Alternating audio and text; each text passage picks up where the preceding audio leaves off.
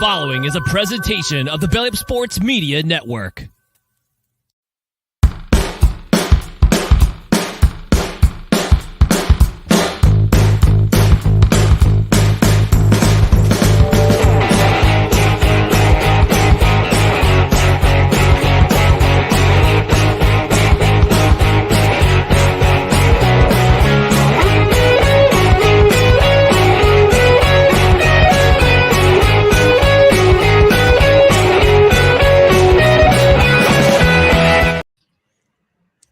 Oh yeah.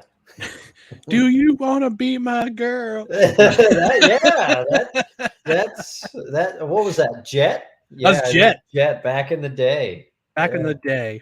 Well, you get yourself a little song, folks, at the beginning of the show. So welcome to No Credentials Required, where you don't need a press pass to talk sports. We're presented by Belly Up Sports in association with Godzilla Media. To my right is my broadcast partner, Dustin Henry. Dustin, how are we doing tonight? Well, I inhaled some chicken tenders real fast and cooked up some broccoli, and then I had to brush my teeth because I realized those were the two worst things to eat when I was going on video in front of a bunch of people. Well, the dozens and dozens of our fans, as Jericho used to say. No. The millions and millions of No Credentials Required viewers and listeners. So we're going straight rock for this one. Oh, I'm shooting for the stars, my friend. There we go. Shooting for the stars. There we go. Before we get into tonight's episode, just want to remind you about our social media channels: Twitter, Instagram, and TikTok at NoCredsREQ, Facebook.com/NoCredsREQ, on YouTube, YouTube.com/@NoCredsREQ. And if you happen to be watching on YouTube or Facebook, whether it be live or the replay, don't forget to do this. Give us a like, give us a thumbs up. People know that we're out there. On the audio side, subscribe to the podcast wherever you find podcasts. Megaphone is our primary hub, but you can find us on Apple Podcasts, Spotify, Spreaker, Google Play, wherever you podcast. You can also rate and review, if be so kind to rate and review. 5 stars is a preferred rating. And if you leave a review, we might even read it on the air. And also engage with the show while we're live, because Dustin, I don't know about you, but I've been waiting all day to hear this sound. Always.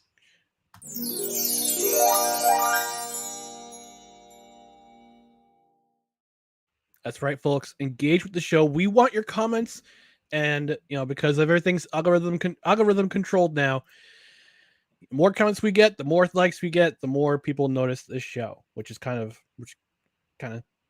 whatever it is, what it is. But it's part of the point. We do it for the love, but we would like if people noticed us.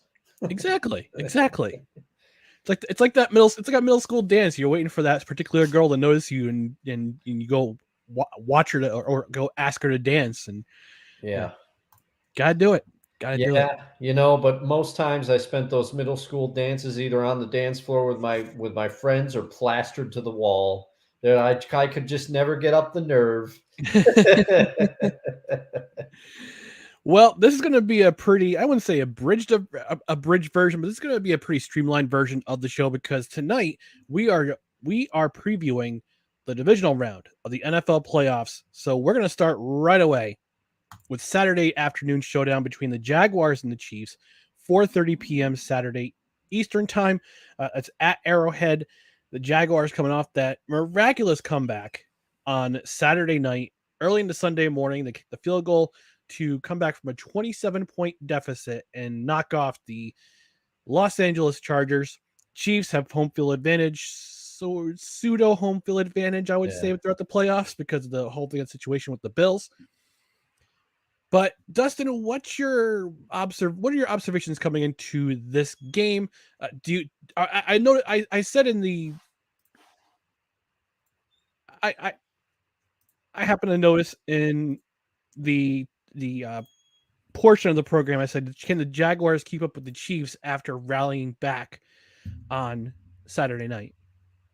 Well, I will say the Jaguars are, as we've documented on the show, and you have documented, because I think the the Jaguars are your honorary team at this point. I mean, this is getting out of Pretty much. control here, but but they are one of the hottest teams in the NFL right now, and their confidence has got to be pretty high heading into this game after the big win that they had over the Chargers. And I did see something, kind of tongue in cheek. I saw it out on social media. There was a gentleman who was saying that, and supposedly he posted it before the Chargers game.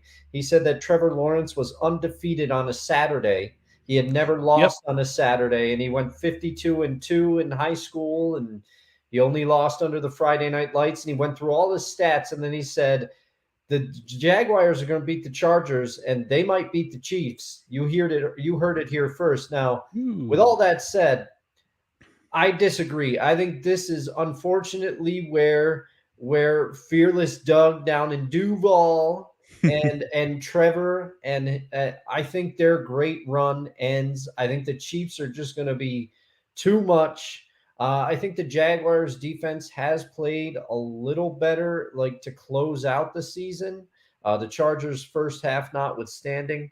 And Trevor Lawrence is developing before our eyes and realizing his potential. But I just think Patrick Mahomes and Andy Reid, they're going to have the Chiefs ready. The Chiefs are playoff tested. Their defense, while it's not good per se, I'm gonna pick a phrase that you've used here on the show. I think they do seem to come up with a sack or two when they need it, or something every once in a while. It's an opportunistic yes defense in terms of, hey, if they need a turnover, they get a turnover. If they need a sack, they get a sack. Mm-hmm. Mm-hmm. So I think the game might be slightly closer than most people would think, but I think ultimately the Chiefs come away with the W here. So there's a couple of things. I'm looking at the lines here. So it's a 9-point spread right now. 53 is the over under. I personally think it's going to be a closer game than what people think. I think the Jaguars' ride comes to an end. Unfortunately, they've made me look like Nostradamus over the last couple of weeks on this show. But I think the Jaguars' ride comes to an end. I think it's going to be a closer game than everybody thinks, because Justin Lawrence, Trevor Lawrence, excuse me. I don't know why I say Justin Lawrence for some reason. I don't know why, but Trevor Lawrence, Doug Peterson has him playing phenomenally. He's having him play up to the potential he had when he was selected first overall in 2021.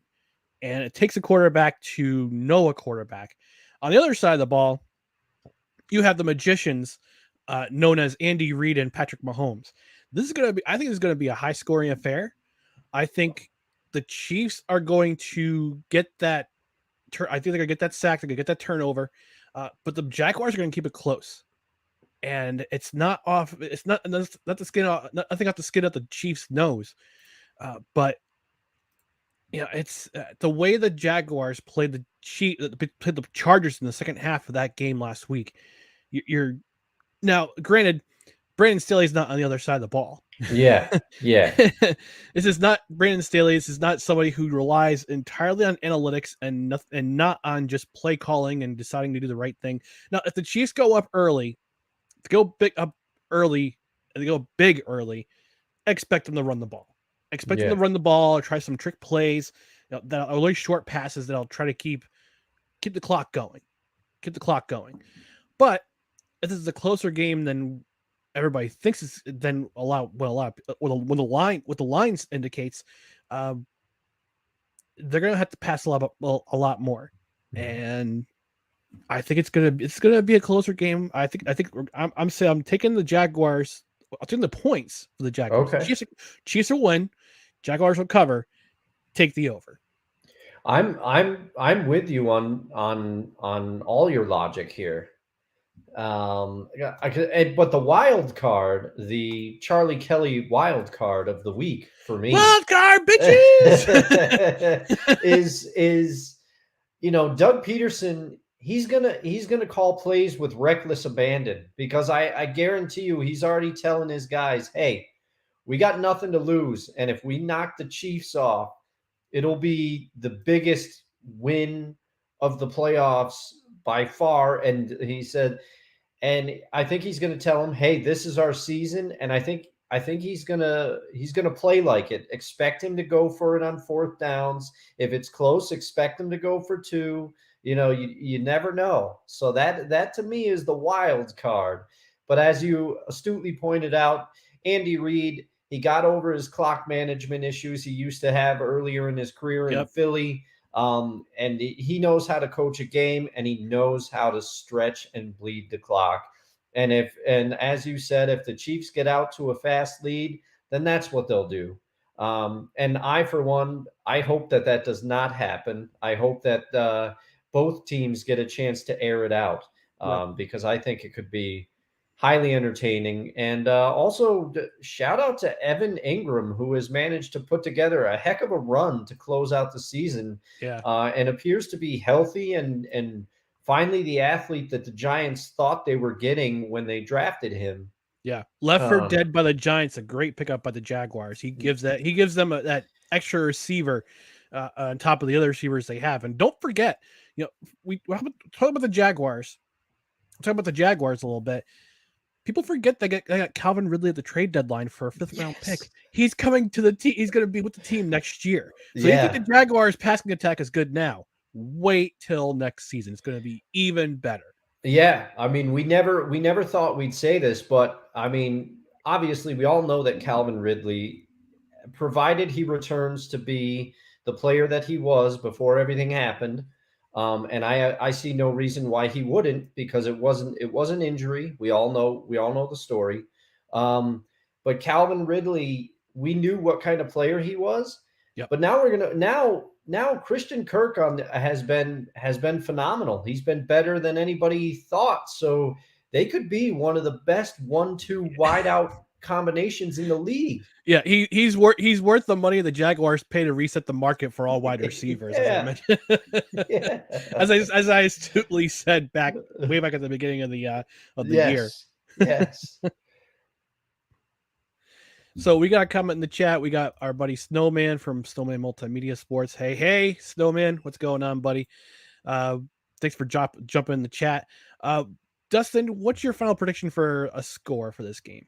Oh, let's see. I'm gonna go 30-24 Chiefs.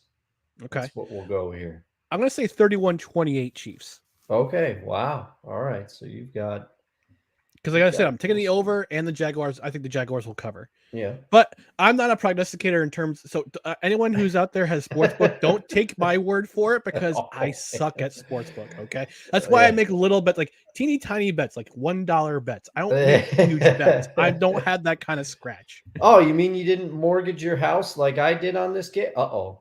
Oh no. Undo. Yeah. Cash out.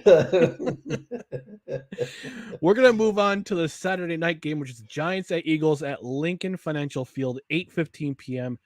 Eastern on Saturday. This is a huge game. This is a big game because the Giants came out swinging last week and absolutely took it to the Vikings and then some, proved them for the frauds that they were. Now they're going to play the Eagles for the third time this year. And it's always difficult to beat a team 3 times in a season. Unless you're the Bengals and you beat Kansas City Chiefs, in which you beat three times in a calendar year, which is unheard of. Yeah. But look at this game. I feel like this game is evenly matched because the first time these two teams met, Giants had some injury issues. They didn't have Isaiah Hodgins in the lineup, or he had just been signed to the lineup from the practice squad, and the Eagles just ran them over, absolutely ran them over. The second time around, the Giants played their B squad and they almost beat the Eagles. Yeah. Now you have a fully healthy Giants team. You've got Isaiah Hodgins. You've got the Dexter Lawrence and Leonard Williams getting to the quarterback. This could be if the Giants pull this off, the upset of the playoffs. Now, I don't call the Giants beating the Vikings last week an upset because we all knew this was coming. We all knew this was going to happen. Unless you're a Vikings fan, you had faith in your team. I get it, but sorry, that was not Giants were going to beat the Vikings. We knew that. You knew that. I knew that. Most of the Northeast knew that. So this game to me is a toss up. Now the line states 7.5 for the Eagles. Over under is 48. I think the Giants. You know what? I'm gonna go. This is gonna be my upset pick of the week. I'm gonna go with the Giants to beat the Eagles at the Link. And granted, the Giants don't have a great history at the Link as of recent. But I just see this momentum swing towards the Giants. They're just punching other teams in the mouth. And this team loves playing physical. Absolutely, positively loves playing physical. And that's due to Brian Dable and his coaching strategy, his coaching philosophy that he brought over from Buffalo. Now, granted, Buffalo has a lot more weapons, but the Giants are doing... The Giants, in terms of running backs, have the running back... Unlike Buffalo, who has a running back by committee and a couple of great wide receivers, the Giants have a great wide receiver and kind of a great running back. But a wide receiver by committee who's making great catches, great plays when they need to do it. But enough about what I said. Dustin, what's your opinion on this game? This one I'm kind of torn on, and part of it is because I have friends and relatives that are Giants fans. And I want to see the Giants win this game, and I think the blueprint that they would have to do to win this game is keep Saquon on the field, use the running game to bleed the clock, extend their drives, and keep the Eagles offense off the field. The other thing that has me not worried for the Eagles, but a little concerned for them is that Jalen Hurts, his shoulder, we don't know. I mean, he did get the extra week of rest because they got the bye, so maybe he's healthy, but he just, even in the game that he returned, he did not look like the Jalen Hurts that we had seen all season. And as we talked about, Jalen Hurts is what makes this Eagles teams go. Yes, they have a lot of weapons. I will say, I think this game is going to be very close. These teams are divisional rivals. They know each other well. Brian Dable has the Giants believing. He and Dan Campbell, to me, are the front runners for Coach of the Year. And ultimately, I think this playoff run seals it for Dable. I think Dable's going to take the award. But ultimately, I just feel like the Eagles, if Jalen Hurts is healthy enough, the Eagles running game between Jalen Hurts and Miles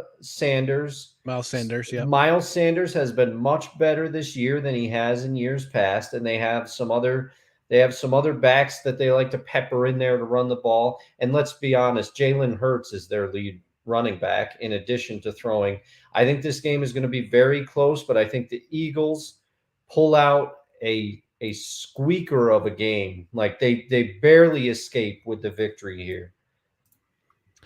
Yeah, do you think the Giants cover? I mean, it's 7.5 points. Is the line. I would say the Giants cover this. I would say this is like a field goal game, or somebody scores a walk-off.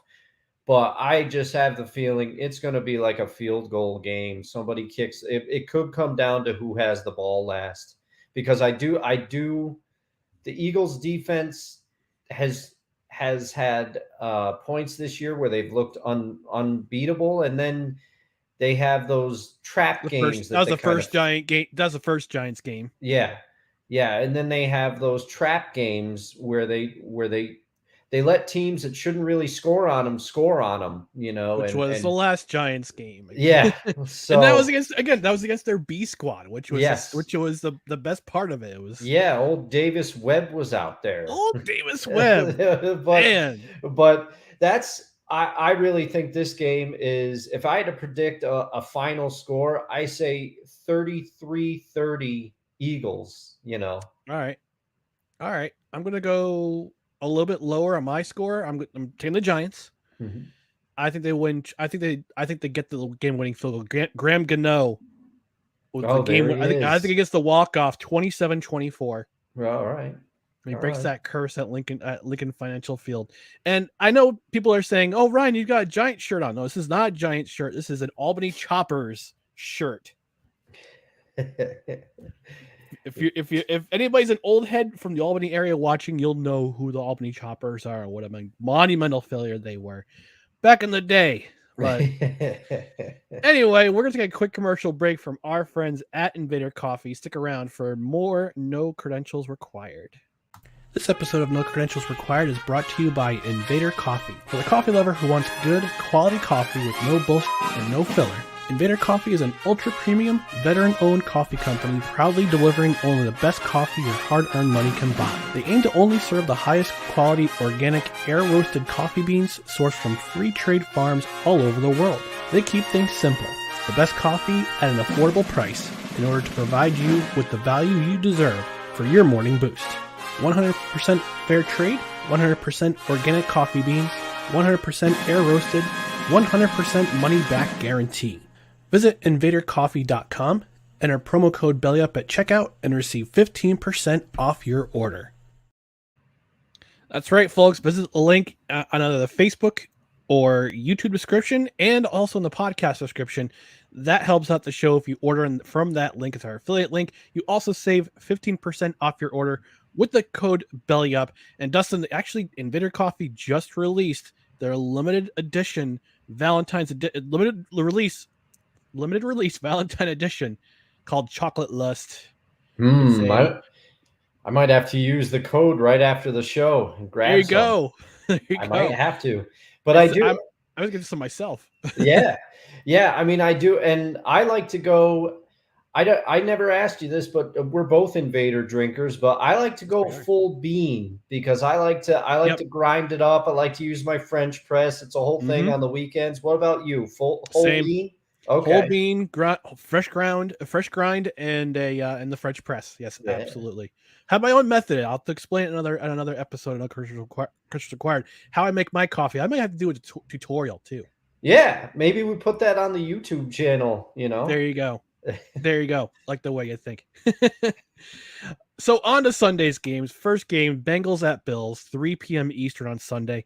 This one is another curious game because we didn't quite get the first game that they met in the season where we had unfortunately had that very unfortunate incident with Damar Hamlin, but it turned out to be for the best because a lot of what went on with fans and with the outpouring support for him and his charity. I understand he's back in the facility, just doing regular stuff with the team. Nothing too strenuous, I guess you could say. Yeah. He's just there reviewing film and helping guys out. But it's a great story. But now we're coming to business here. We're getting down to business where it's not. This is not a game for regular season for the seeding. This is now a game that is win or you're done or your season's done. Yeah. So Dustin, I want to get your thoughts about this game. What's your biggest observation in regards to this game? Well, my biggest observation, and I hope I can make this make sense, but my biggest observation is both teams, both the Bengals and the Bills they scuffled a little bit that last week in their respective matchups against the Ravens and Dolphins respectively. And my biggest question is what versions of these teams are we going to get? If you had asked me 4 weeks ago what would be the best matchup of the playoffs, I would have picked this. I would have picked this matchup. I would have said this is the one. But with everything that happened, you have to wonder, are these teams mentally prepared? Are they going to have any sort of feelings of revisiting that night when they go back in? Because I know it impacted all the players, but particularly we know how Buffalo's players felt about it. And I'm having a hard time figuring out who's going to win this game because of the way that both the teams looked. And I'm just wondering how how they'll be able to focus. Now, with that said, they're professional athletes. They're paid to focus. They have an uncanny knack for compartmentalizing. And if I had to give the edge for quarterbacks right now, I love Josh Allen. I love the way he plays the game, but he looked more nervous to me last week, and I think he was playing with more pressure. Where I feel like Joe Burrow, he lives up to the Joe Cool nickname. I know he's not the first one with it, obviously, but if I had to give the edge to team wise, I think I'd give the edge to the Bills, even though their defense, they were exposed a little bit. They have some holes. I think this is going to be a close game. I think it's going to be lower scoring than people think, which I think that's what's going to be the surprising thing. It's just a feeling I have. I don't have data to back this up, but I really think that both teams are going to be affected by what happened the last time they took the field. They're only human. So I'm predicting, I think the Bills squeak this one out, but I think it's 20-17 Bills. I mean, I think it's going to be kind of just a weird game. I just have a feeling about it. I mean, how are you feeling about this game? For me, it was tough to call. It is a tough game to call. One reason why is because I have a brother who is a Bills fan. He towers over me, and he's just as big as me, so I don't want to get him riled up.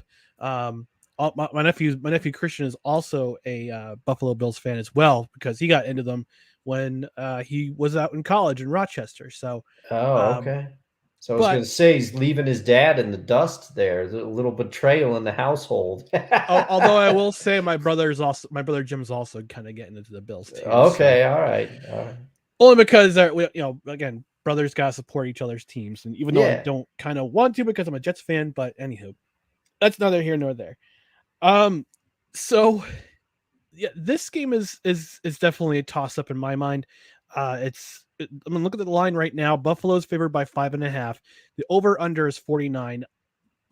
My thing is that I want to watch what happens in the trenches between both teams. Last week, Josh Allen looked mortal only because his line gave up too many pressures. They gave up too many sacks. Mm-hmm. They also, the Dolphins also, I believe, strip sacked. I know this. I know Nick Chubb, not Nick Chubb, Brandon Chubb, Bradley Chubb. Bradley Chubb. Thank you. Oh my gosh, yeah. Bradley Chubb. He strip sacked Josh Allen in a very crucial time, which could have led to a very big situation down the line. So I want to see how the Buffalo Bills can handle the pass rush of the Bengals. Now the Bengals defense is nothing spectacular. They just kind of play as a team. They play really well. They play well as a unit, with the exception of Eli Apple getting absolutely became Apple crisp once again, getting that beat on that one pattern against the Ravens. You missed my joke. I can't believe you missed my joke about getting Eli Apple crisp. Oh, gee. I was so absorbed in your content that it just went right. I did. Oh man, I let you down on that one. I let you down. Down. That's okay. That's okay. I forgive you this time. No, but I think it'll come down to two things. I think it'll come down to Buffalo's secondary, which is not that good. It'll also come down to the Bengals secondary, which is average at best. And I think it's going to be a higher scoring affair than what the line indicates. It's the over under is 49. I think this is going to be a higher scoring game. But at the end, I think the Bengals defense is going to come through on this day. So I wouldn't call this an upset, but this is going to be my other pick. I guess you could call it upset pick. Because NFL playoffs, they're a wacky animal. It's very, very. You never know who's going to win. Yeah, it's true. But I'm going to say, actually, you know what? I'm going to say we'll go with the under in this game. But I'm going to say Bengals win 24-21. Okay. All Yeah. right. Yeah. So that's so 2 upset picks from this guy.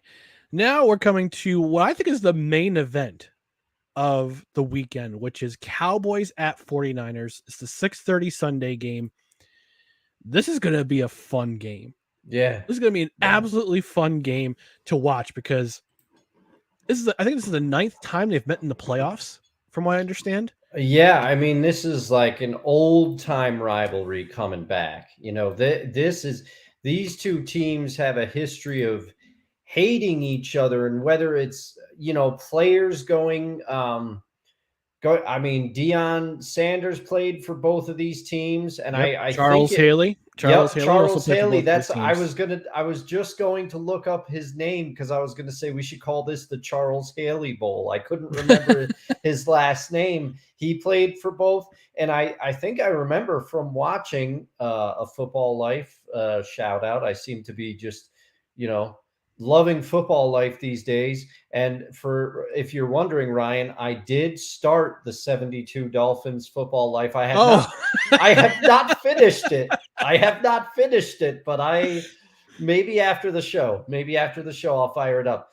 But I think the Cowboys went out and got Deion because he was crucial in them losing to the 49ers in an NFC championship matchup, and they went out and signed him the following year. I think. Yep. And so yeah, it's kind of a throwback to late 80s, early 90s football. And wow, yeah, I'm excited for this game. I'm excited for this game too. I think it's gonna be more physical than what people think. The Cowboys can play physical football on both sides of the ball, especially their defensive line. Micah Parsons is a game changer for that entire team, defensively. On the other side of the ball, you got Nick Bosa. You've got the 49ers secondary is a little worrisome, but they come up in huge spots when they need it. They did it last week against the Seahawks. They had that interception that led to another touchdown that pretty much sealed the game. Sorry to bring up bad memories, Dustin. Yeah, the offense, as long as the offensive line can protect Brock Purdy and give him time to throw, and also counteract that with the running game with Christian McCaffrey and some plays with Deebo Samuel, I think the 49ers have a very good chance of winning this game. On the flip side, I think what the Cowboys need to do is run the ball. They need to run the ball. It's been their formula for wins this season. If Mike McCarthy, no relation, doesn't flub this up with trying to rely on Dak Prescott, that's the only way I think the Cowboys will lose. If it have to go to Dak Prescott. If the 49ers do enough to stop the run, and they're the number one run defense this year, I think they've only allowed like 80 yards. Yeah, no one's really run on them. Nobody's really run on them this year. But if the Cowboys can get the run game going, I think they have the best chance to win. But if the run game gets taken out, they're going to have to rely on Dak, and that's going to be their downfall. So I think as much as let's see. So the line right now is San Francisco by 4. The over-under is 46.5. This is going to be a close game. Contrary to what our buddy Snowman says, he says 49ers 45, Cowboys 28. He also says Bills 44, Bengals 34. Whew. Well, that's some offense right there. He's a confident guy when it comes to his picks, but but this will be a close game. I think this comes down to the last drive of the game. I trust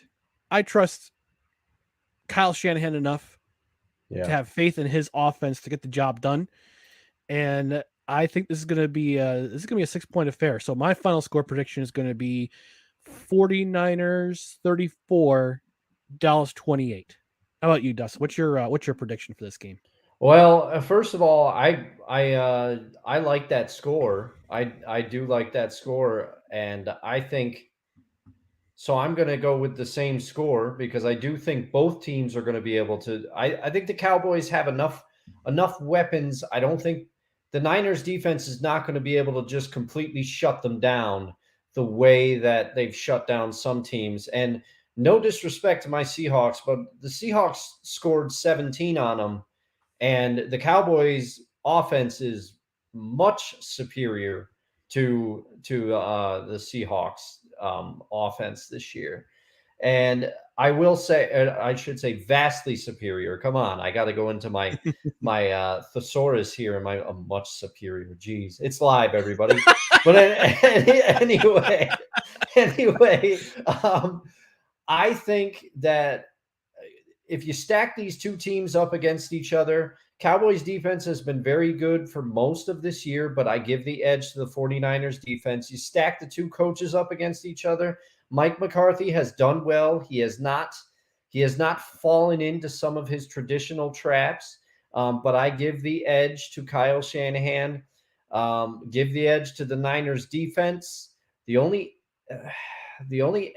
I give the edge to the Niners running backs because of Christian McCaffrey. I do think, and as you said, if the Cowboys have to rely on Dak Prescott, that's going to be a big problem because Dak played his best game.